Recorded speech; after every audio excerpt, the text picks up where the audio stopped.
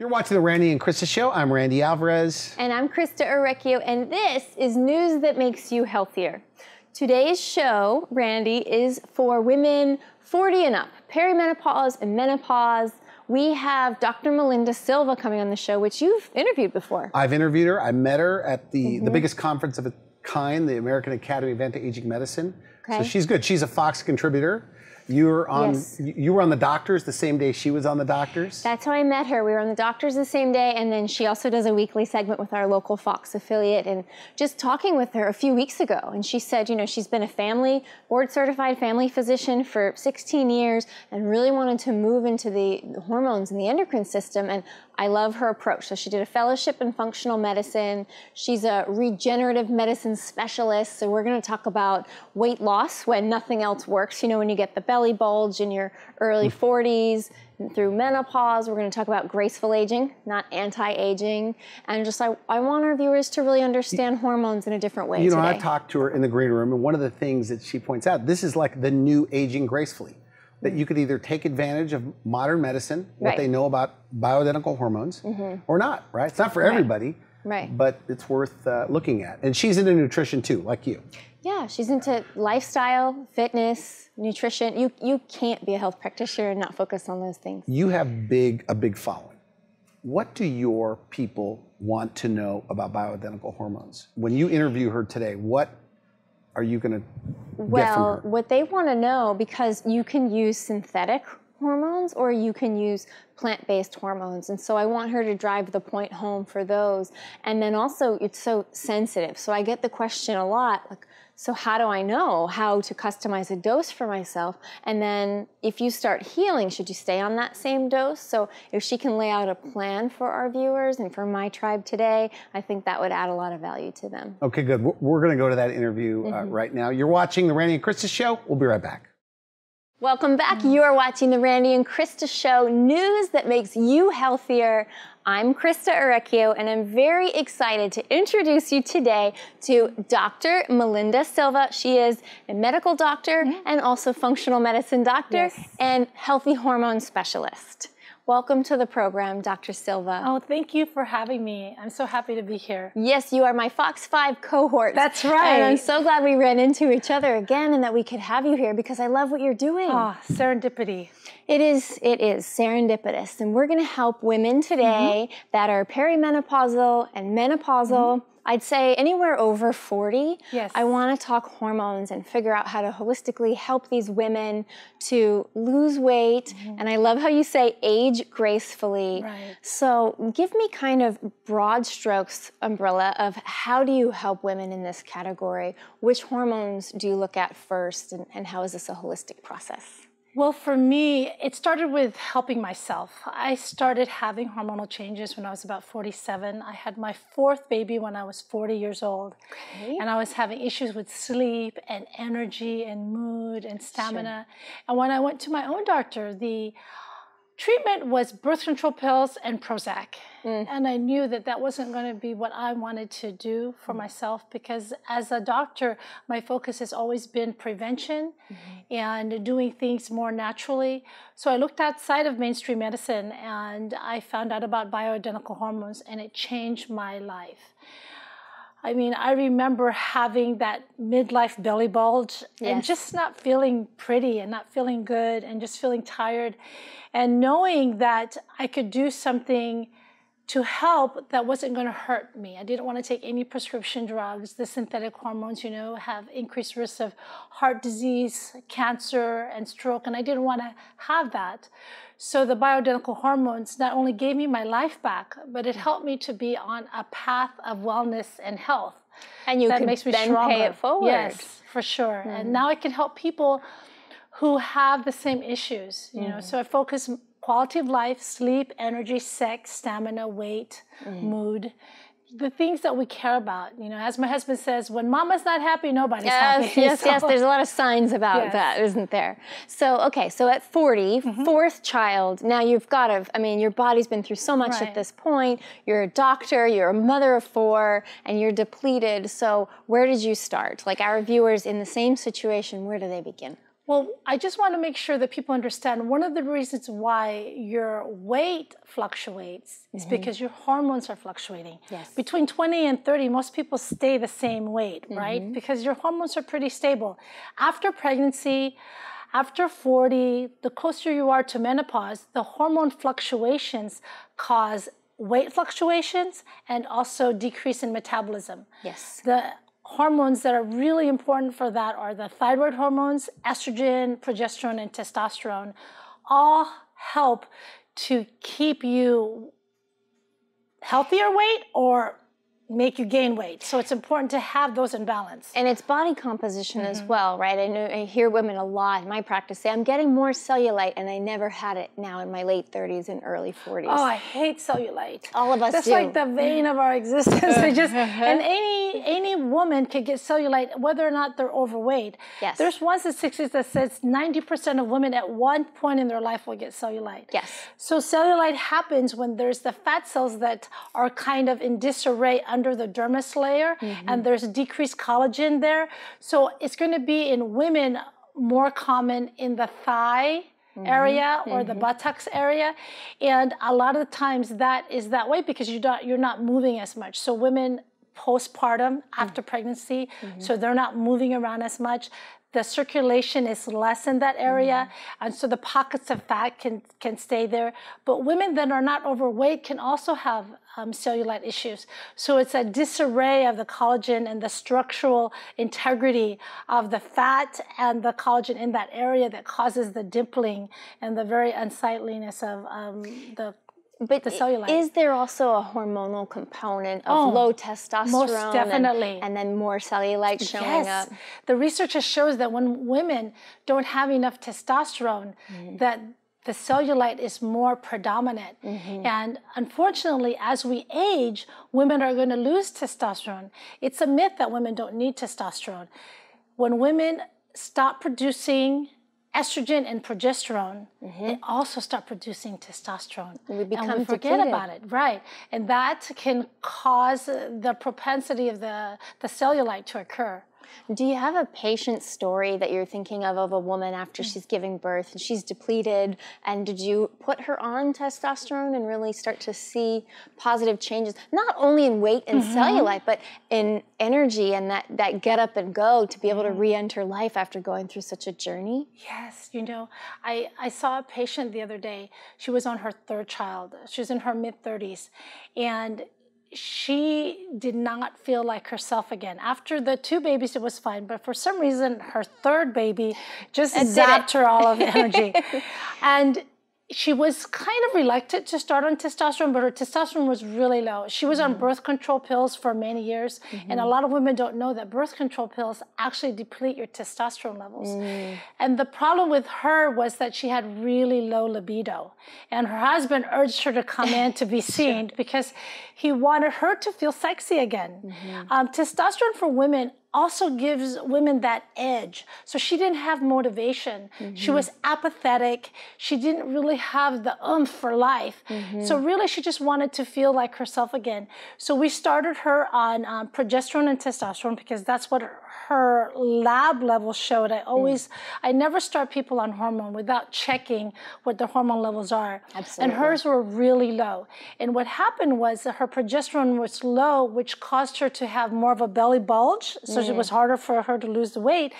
And her mood was low and she couldn't sleep well. Yes. So I knew trifecta. that, yes. So that was because of her low progesterone. The low testosterone not only decreased her libido, but it also decreased her muscle mass and her motivation.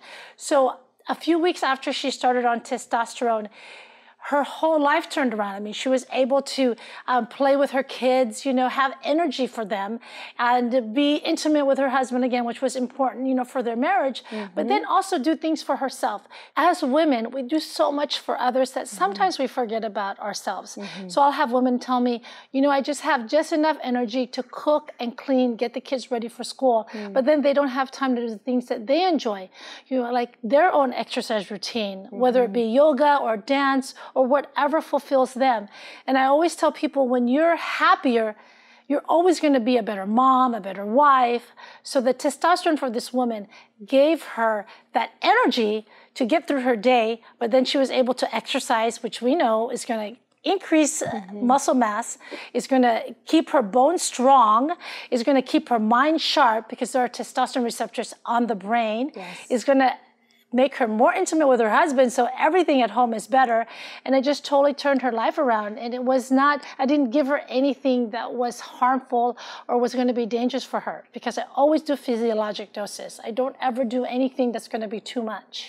And okay, so let's talk about the physiologic doses, but I also, if you could show me the difference between synthetic hormone replacement and natural bioidentical, like help us understand those two tracks and where that's come from. Yeah, because how do you know when you're interviewing a doctor and you want to get your hormones balanced that you're doing the right thing for yourself? So make sure that the doctor that is trying to give you the bioidentical hormones, they're credentialed, that they've studied, that they really know what this is. There are some people that just take weekend courses and they think that they could give you bioidentical hormones. It's much more than that. I actually did a fellowship. So 2 years after I trained from being a medical doctor, that I just studied the hormones, right?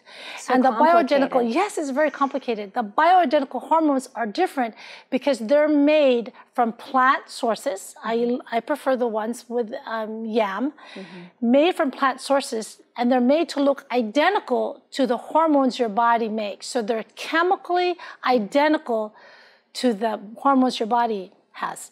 The synthetic hormones look nothing like what your body makes. They have similar traits.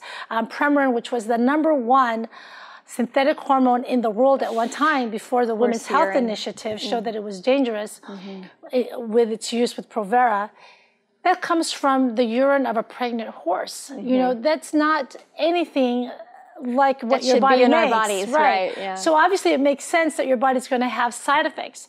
Unfortunately, patients are confused because their doctors tell them a hormone is a hormone because they don't know that there's a difference. And it's not that the doctor is not trying to help you, they just don't know how to help you. When I went to medical school 25 years ago, I didn't know about bioidentical hormones. So I told the patients, don't be mad at your doctor because they don't know about bioidentical hormones. They're just not trained in it. So just if you want to take the bioidentical hormones, go to a specialist, somebody, that's what their training is, so that they can treat you the right way, because you should have lab analysis. They should be able to treat you. It's very personalized, the treatment for bioidentical hormones. So you can't just take the hormones willy-nilly, because it can still, too much is not good. You know, it's too much water, they're all right? Goldilocks hormones, right? It's just the right amount, you feel great, too little, too much, and you notice. So, okay, so you'll run a lab, and then I imagine you work with a compounding pharmacy, and the physiologic dose is geared specifically to where they are in the moment. They'll start taking one or more of these hormones, and then you suggest lifestyle changes and then retest them 6 to 8 weeks later? I tell them that the hormone is like a plant seed, right? So if you can imagine, that plant to grow needs soil, sun, and water. Yes. So for the hormones to work optimally, they need good exercise, good nutrition, and good sleep. So all of those lifestyle interventions just help the hormones work better. So it's not just about taking the creams or the pills or the pellets or the shots, whatever, and then magic is going to happen and you're going to be healthy. You still have to make the right choices. Yes. And I can't stress enough how important it is, nutrition and sleep and exercise. And that's part of the regimen of being healthier, having all those things in place, right? It's not separate in a vacuum. One thing is all that it needs. And I tell patients that because I don't want them to be misled, right? You know, I don't have a magic wand that's going to say, okay, you take these hormones and everything's going to be better. It helps, but they still have to do the work to be at the best health and be the best version of themselves. Of course. I think that's probably the key, is to set expectations and personal accountability and responsibility right away when someone comes to you. And now you outline everything in Aging Gracefully and Strong, right? The diet, the lifestyle, and the exercise that you should do concurrently with your hormone replacement. Yes, for sure. Okay, that's wonderful. Okay, so we were talking about testosterone, and I find this really interesting, the role of low testosterone and osteoporosis. Because a lot of women, they're saying, I'm alkaline, I'm eating alkaline foods, I'm taking my vitamin D, I'm taking my calcium, magnesium. Why am I getting osteoporosis? So can you talk about the link between low testosterone and osteoporosis? Yes, most definitely. Okay. A lot of people don't think about testosterone in women. But if you look in a skilled nursing facility or a nursing home, you will notice that most of the people that have hip fractures or osteoporosis are women, 9 times out of 10.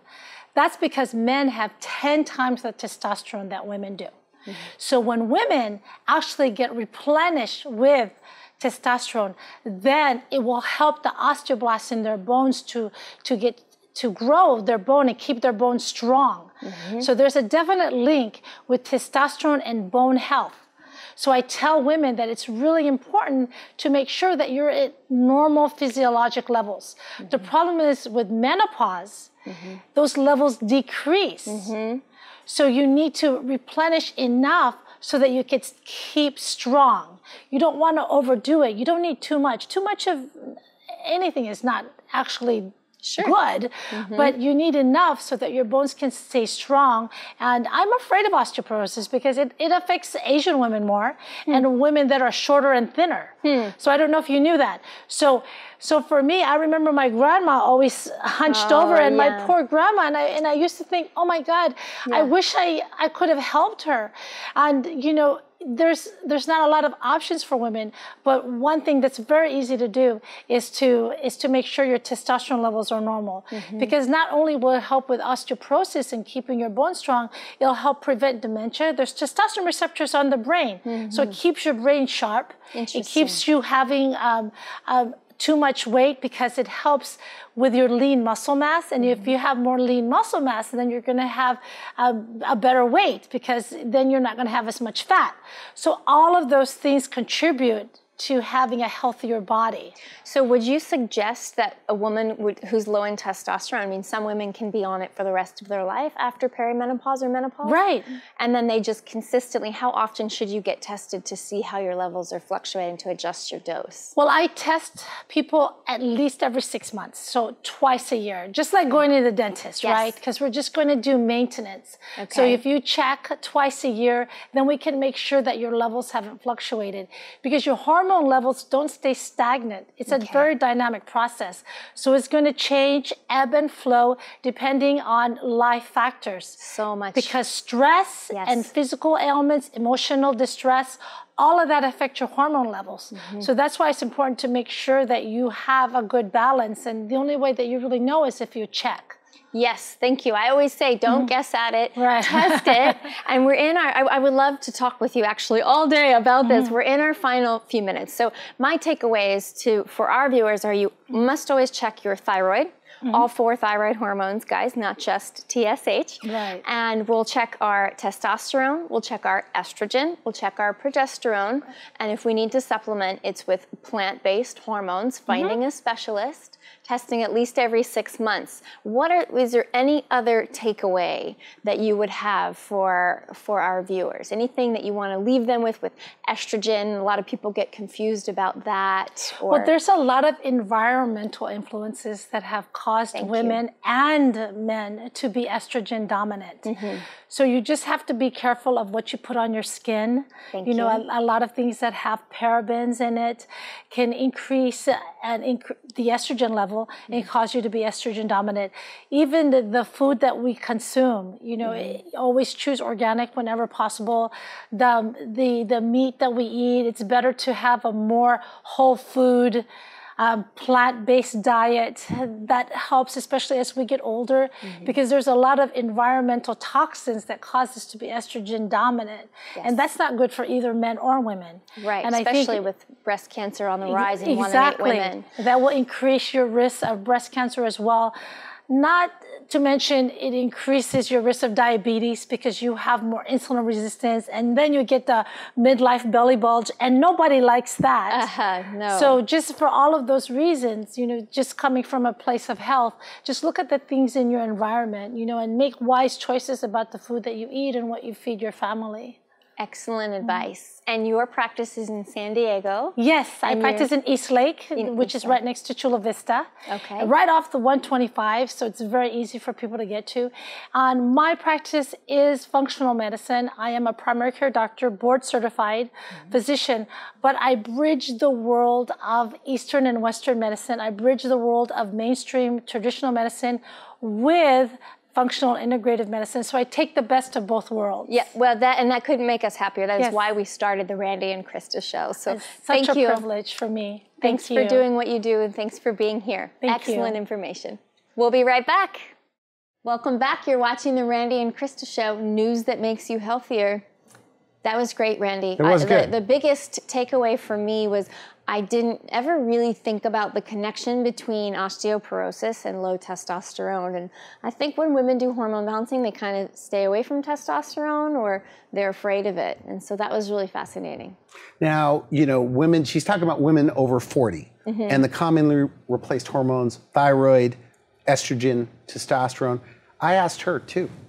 She said the testosterone's her favorite hormone. One of her favorite hormones. Because it gives you the biggest bang for your buck. It's like, wow, I can exercise again. My cellulite's going away. I'm losing weight. I'm gaining muscle. I have energy. I have drive. This is how we all want to feel, especially when we get that dip. You know, we've had some children. Our hormones have been through quite a bit, and now we need to rejuvenate.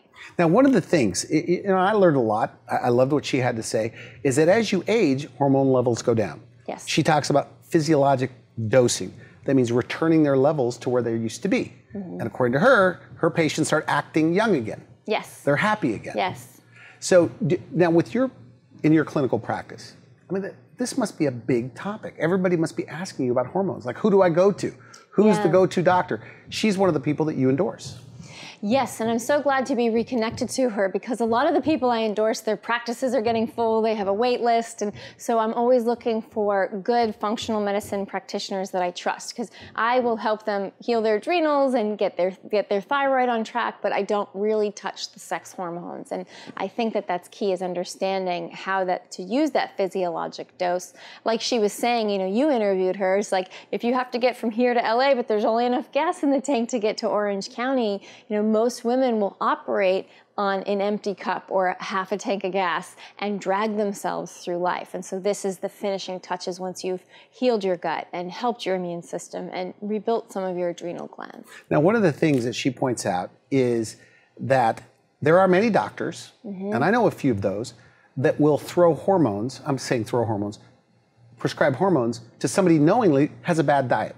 She says that's not going to work. You have to have the good diet that goes along with this. I love the soil analogy. Like anything else, you know, in order for any plant to take root and to grow nice and strong, we have to have good soil. And the thing is if your lifestyle is supportive to your hormonal balance, you will need to use less. You'll absorb those hormones better. Your body will know exactly what to do with them, and you just get more bang for your buck. It's more efficient, and then your life is better. So the women I know on hormones swear by them. I mean, they love it. They feel better. They can't even describe how good they feel. Well, and a lot of times, you know, women unnecessarily beat themselves up for extra weight or for feeling like they're looking older and they're too tired to do anything about it. And we've all been in situations in life where we're just too tired. We know what we should do, but we're just trying to get through the day. And so I think sometimes if you can get treated with some of these hormones, get that lift that you need, then your lifestyle can come even after that because you're finally feeling up for grocery shopping and cooking and exercising and the things that you enjoy doing. Now, you have a book in every bookstore about fertility, right? Right. And I want to get you to interview her more about hormones and fertility. Like what's safe, what's not safe. Yeah. What do you know about that? Because I know you've talked to her a little bit about that. Well, you know, in our book, and we basically have a 3-month or a 90-day plan called a preconception cleanse and detox, and how to conceive naturally. And we talk about the thyroid and how important that is, and we talk about progesterone and how important that is. But my question to her that I want to bring her back on is, a lot of women have low testosterone and they never do anything about it. They're afraid to do anything about it because they don't want it to mess with their fertility. And so my question is, what if a woman's already pregnant? They cannot take testosterone if you're already pregnant, and it's low, right? So they're going to have a rougher first trimester. They're going to be more tired. They're not going to have a sex drive. That affects their relationship. So how can you safely build testosterone while pregnant? And that's going to be a fascinating conversation. It'll be nice. Well, listen, another good show. Great interview, by the way.